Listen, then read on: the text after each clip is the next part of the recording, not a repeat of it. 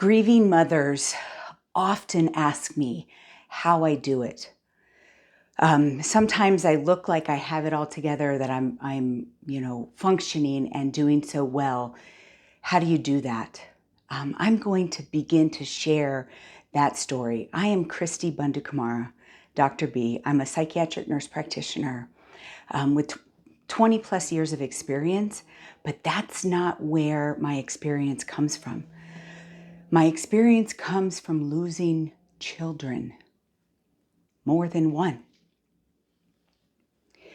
And it started back in 2005 when I lost my son Johnny in a drowning accident and completely turned my world upside down. And then my son Reggie was diagnosed with DRPLA, and my daughter Miah as well. And Reggie and Miah are my two biological children, and Johnny and 4 others are my adopted children. But this is how the story began of my grief with losing Johnny and learning, like, how do you move on from that? How do you keep fighting and keep being a mother to your other children, keep working?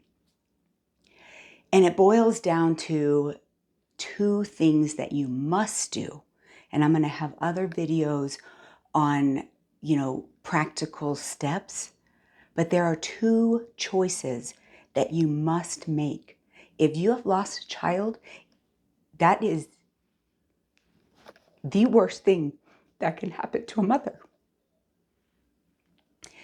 And so to give these arbitrary things and to share my story and act like it's easy, it's not. But there's 2 things you must do. And I'm going to say them now, and I'm going to repeat them over and over again. You must choose life. Do not take your own life. You must choose to find life and purpose in this life and happiness in this life. And you must never give up on trying to find that happiness, because it will not be easy. There are some days that you will want to give up. I remember when I first started trying to be an encouraging person that is going through trials, and it was when Reggie was diagnosed with DRPLA, which is a rare neurodegenerative condition. Johnny had died several years before. My teenage girls were rebelling, and I was a professor at a school of nursing. And I was constantly sharing my story of mental strength, like how I was doing it, how I was continuing to process my grief, which a lot was anticipatory grief at that time. I was anticipating that something bad might happen to Reggie. I was grieving the loss of having a normal child. He was having catastrophic seizures every day, sometimes 12 in a day, in and out of the ICU. And I just kept working on myself. And honestly, just those 2 things. The power of choice, it's all we have control of. We don't have control of these things. And that feels helpless. Oftentimes it feels hopeless for me. But the only thing we have is the power of our choice. And so the must-dos are the choose life and choose to never give up. I also was choosing to never give up on fighting for my children, that I could find a treatment or even a cure for DRPLA. We traveled the world, and we truly believed that Reggie would be healed. And then on October 30th, 2016, Reggie passed away.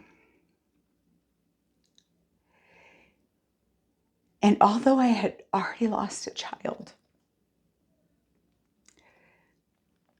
I believed that Reggie was going to be healed. Had been fighting for him for 10 years. I didn't know how to do it again. It's like, I can't do this again. But I did. I'm here. And I remember that day very, very vividly. And, I could play those things over and over again in my head and say, oh, I could have done this and could have done this. And what if I did this? Would he still be here? And if you are a grieving parent, especially a grieving mother, you know that it feels impossible to stop that replay. It is possible, and we'll talk about that in other videos. But the core thing is you've got to choose life and choose to never give up on this life and finding your happiness. Several years after Reggie passed is when I began to share what we now call the Mentally Strong Method, and I opened a clinic, and I felt like I was turning my pain into purpose. Miah has DRPLA. But she had a much milder presentation. She was happy. She presumed healthy, like she had never been in the ICU. The only time she spent the night in the hospital were for scheduled tests. Like she was not sick. And so I am turning my pain into purpose and began sharing the Mentally Strong Method and how I was surviving, how I was choosing life, how I was never giving up on myself and my happiness. And I had plans, I knew that Miah had this degenerative condition, but again, she was happy and healthy. And so we had plans for 10 plus years. And I'm also dealing with an anticipatory death of my husband, who also has DRPLA. But I remember, kind of distinctly at the anniversary, the 5-year anniversary of Reggie's death, feeling for the first time like, I got this. I can do this. It's hard. It was hard. 5 years. Now, this is 5 years of actively grieving, actively making sure that I'm not ruminating, not going into those negative thoughts, actively practicing what I call controlled grief, actively practicing the Mentally Strong Method. 5 years before I felt a little bit of confidence in that.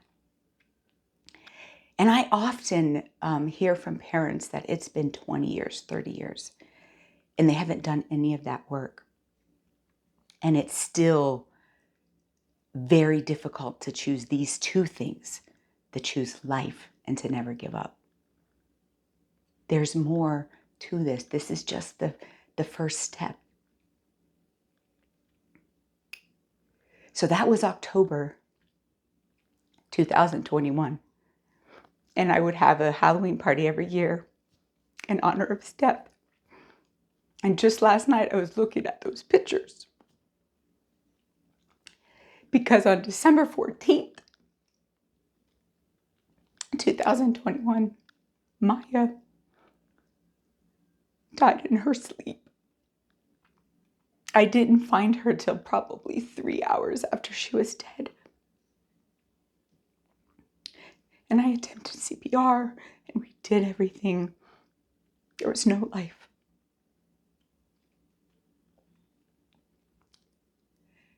So now I have lost all of my biological children, one of my adopted children. And I have to confess, I haven't even started the grieving process for Miah. So do not think just because I can stand up here and share my pain means I'm stronger than you. I'm not. I always tell people I was depressed way before I had a reason to be depressed. I'm just using skills. I'm using things that, we have to actually consciously grieve. And one, you've got to choose life. And you've got to choose to never give up. Our only power is our choice. Many of you probably have other living children, maybe grandchildren. But even if you have nothing, and sometimes I feel like that, there is a reason you are here. And to be able to actually find strength from this, you must choose these two things first. And I know there's several of you listening right now going, I can't even do that.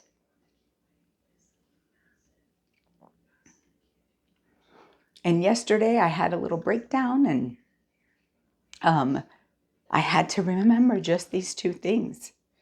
Like, it's not always about these grand therapeutic interventions and the mentally strong method. Yes, we do need to be able to think, organize, and make choices in line with what we want.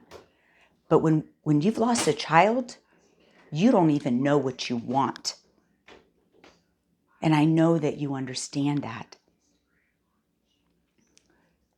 Choose life and choose to never give up. We can do this. I am just beginning in my journey.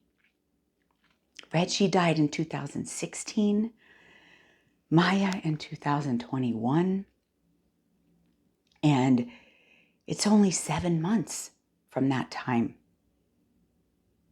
I've only scratched the surface.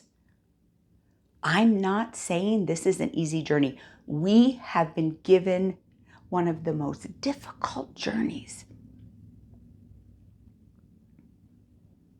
But we can do it. Please choose life and choose to never give up. I know that you can find your strength. You are mentally strong.